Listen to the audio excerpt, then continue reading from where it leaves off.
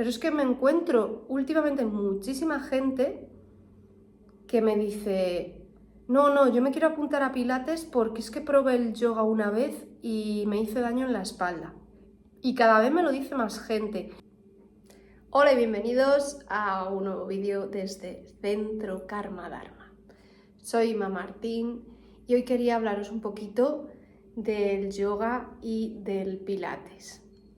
Voy a empezar hablando un poquito sobre una pregunta que me hacen siempre, que es ¿qué diferencia hay entre el yoga y el Pilates? Voy a empezar hablando, de hecho, de las similitudes que tienen. Una de ellas es que ambos son unos ejercicios anaeróbicos, es decir, no generan un gran impacto en el cuerpo, no vas a poner tu corazón a unas pulsaciones muy altas, para eso pues tienes más que caminar rápido, correr, hacer bici, son ejercicios aeróbicos en los que te mueves más, en los que tiene más impacto el cuerpo. Entonces, esto no quiere decir que no vayas a trabajar, pero sí que es verdad que mucha gente viene a Pilates, por ejemplo, preguntando que si el Pilates adelgaza. El Pilates es sobre todo un ejercicio enfocado a rehabilitar. En un principio se pensó para eso, entonces más que adelgazar te puede ayudar a tonificar un poco, pero si tú lo que realmente quieres adelgazar, tienes que hacer un ejercicio más bien aeróbico, no Pilates, que es anaeróbico. El Pilates es una mezcla de varias técnicas que ideó Joseph Pilates, entonces es una mezcla de yoga con tai chi, con boxeo y con ballet. Unió todas esas técnicas que él había estudiado y creó su propio método, mientras que del yoga podemos hablar largo y tendido porque hay muchos tipos diferentes. El más conocido es el Hatha Yoga, en el que hacen posturas estáticas. Son posturas que están, por un lado, centradas en el equilibrio, por otro, en fortalecer y por otro, en estirar. Mientras que el Pilates es un ejercicio más centrado en el movimiento y en fortalecer, sobre todo, el abdomen. El vientre es un punto muy importante, es un powerhouse, que es el nombre que le dio Pilates, Casa de Poder, al vientre. El primer powerhouse y el segundo powerhouse, que es la zona de las escápulas y el pecho, ¿vale? La zona escapular en la que tenías que activar los omóplatos para colocar bien la espalda y poder hacer los ejercicios de brazos bien desde los hombros. Entonces, cosas parecidas que tienen, lo que he dicho antes, que son ejercicios anaeróbicos, pero claro, si tú comparas, por ejemplo, el Pilates con el Kundalini Yoga, tiene más similitudes aún, porque hay mucho ejercicio, por ejemplo, de piernas en las navikrillas, que son las crillas, los ejercicios centrados en el abdomen, en el tercer chakra. En la digestión, pues hay ejercicios muy parecidos entre esas dos técnicas del Kundalini y el Pilates, pero si nos remontamos más atrás en el tiempo, pues el yoga no es el yoga que conocemos ahora. Incluso el Pilates de ahora, en muchas escuelas, no es como el Pilates que se creó desde el principio. Luego explico por qué. Empiezo por el yoga.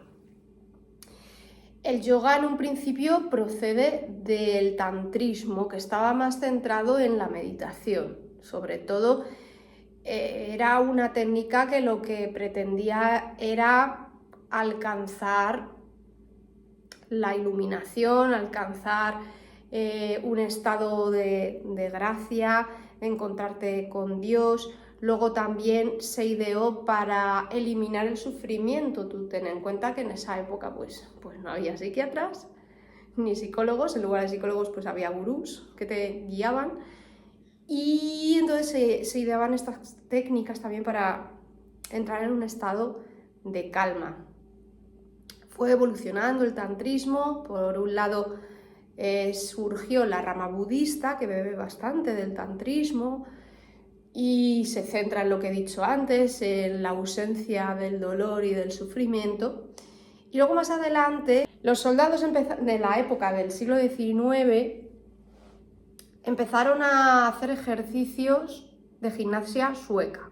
Se puso muy de moda porque en esa época solamente lo hacían en ese país, pero se empezó a distribuir la moda por todos los ejércitos, incluso llegó a la India.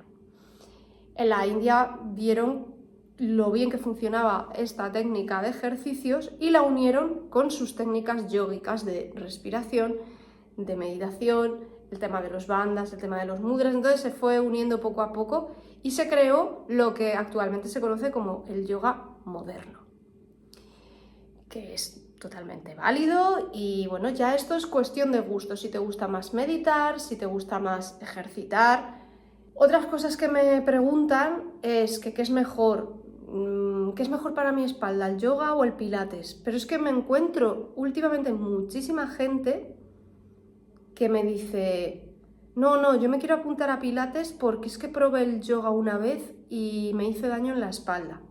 Y cada vez me lo dice más gente y me sorprende bastante porque, claro, es que depende mucho del tipo de yoga que hagas, el tipo de profesor, si tú le has cogido al profesor y le has dicho, oye, que tengo esta patología, que muchas veces llegan los alumnos a clase y no le dicen de primeras al profesor lo que le pasa. Hay veces que se lo dices al profesor y te hace caso, y hay profesores que te dicen, ah, vale, y no te hacen ni caso. Entonces también hay que saber un poquito elegir el profesor. Entonces, a ver, también hay gente que se ha podido hacer daño en pilates precisamente por a lo mejor desconocimiento del profesor o porque no se estaba bien atento a las instrucciones que te estaban dando. De todas maneras, yo siempre digo lo mismo. A ver, antes de que se pusiese de moda el pilates aquí en España, pues los médicos siempre recomendaban yoga para dolores de espalda, pero ahora están recomendando más el pilates. Y ojo también con qué tipo de pilates, o sea, en realidad solamente hay un tipo, lo que pasa es que está evolucionando, porque antes el pilates era una tabla de ejercicios que eran siempre los mismos y no te salías de ahí. Era sota, caballo y rey. Ahora se está evolucionando hacia un pilates más restaurativo, un pilates que está más centrado en las patologías, en no hacerte daño, pero tienes que trabajar evidentemente de manera correcta y bien. Hay veces que me vienen alumnos y me dicen, es que me apunté a tal sitio y resulta que es que siempre hacemos los mismos ejercicios, ya sea de pilates o de yoga. En el último caso que me ha venido era de pilates, por ejemplo, siempre son los mismos ejercicios y es que me aburro. Y claro, yo les miro y digo, evidentemente, es que si haces pilates ya no clásico, es que el pilates clásico de por sí, como he dicho antes, es la misma tabla y llega un momento que te aburres, pero es que hay profesores que no, pues que se estancan en lo de siempre y no evolucionan, no meten más ejercicios y te pueden decir, no, es que como ya los otros ejercicios son más avanzados, pues vosotros no podéis hacer ejercicios avanzados, así que nos quedamos aquí. Pero hay muchos ejercicios que no son avanzados, que se pueden adaptar. Desde los ejercicios avanzados se puede adaptar, hacerlo más fácilmente. Se puede meter elementos. Yo utilizo, mirad aquí arriba que tengo las picas, pues las utilizo picas, utilizo mancuernas, utilizo la fitball, pelotas pequeñas, utilizo el aro de pilates, utilizo la banda. Bueno, y tengo cacharros que ni conocía, que me los estoy comprando nuevos. Y igual pues tengo también ruedas de yoga, por ejemplo. Y en cuanto al yoga, retomo otra vez esta técnica, me viene mucha gente que me dice lo de es que me he hecho daño en la espalda. Luego descubro poco a poco que esas personas pues tienen más patologías aún y ahondando más me doy cuenta de que además son personas muy estresadas y con muchos nervios. Entonces yo les digo, vale, yo sé que te has hecho daño haciendo yoga en X sitio, pero ¿por qué no pruebas a venirte un día a yoga conmigo? Porque yo creo que lo que te pasa es que estás estresada o estresado, que necesitas aprender a relajarte. Yo, de hecho, hay una clase de pilates que doy en un centro de mayores que siempre termino con una relajación porque les dije un día que es que también hay que aprender a relajarse, hay que aprender a ejercitar, pero también a ser plenamente consciente de cada músculo, encontrar el músculo que está contracturado y mandarle la orden de que se relaje. Y es muy importante. Entonces, yo a la gente que veo que se ha hecho daño, digo, a lo mejor es que están tan estresados, que están muy contracturados, y la técnica de yoga, dependiendo de cuál sea y de quién te la dé, pues a lo mejor hay posturas en las que puedes forzar mucho la espalda y a lo mejor no te das cuenta porque ya está el cuerpo caliente y ni te das cuenta.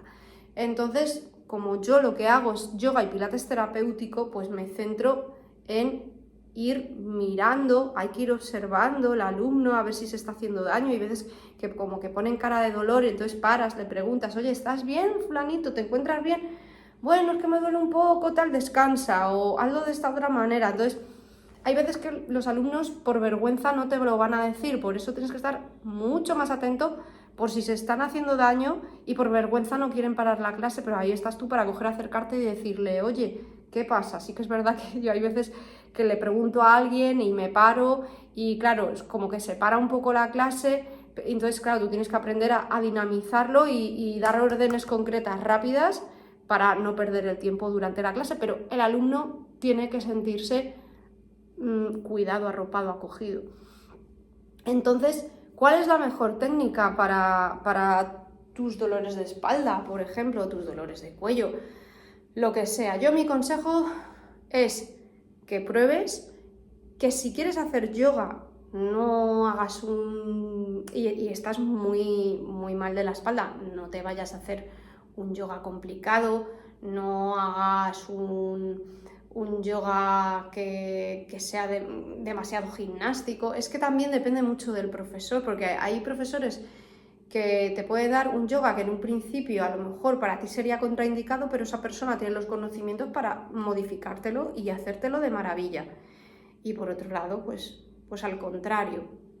Incluso a mí me ha pasado de dar a lo mejor una primera clase suave y decir, jo, es que es un yoga muy suave, ¿no? Y decir, no, es una toma de contacto, yo no te voy a dar el primer día una clase avanzada o intermedia, no, te tengo que testar para ver cómo estás. Esto me pasa tanto en yoga como en pilates y poco a poco ir incrementando la exigencia. Y de ahí ya pues se va a notar el avance, evidentemente. Y yo el consejo que doy a las personas, a los alumnos, es que tengáis una buena comunicación con vuestro profesor, que en el momento en que os duela algo o cualquier molestia lo digáis, que si tenéis que parar en mitad del ejercicio paréis, que no sobreexijáis. Las personas, por ejemplo, que tienen artritis, artrosis, osteoporosis, que no pueden forzar los ejercicios, pues si es por número de repeticiones, pues que hagan 3 repeticiones y paren, y otras 3 repeticiones y paren.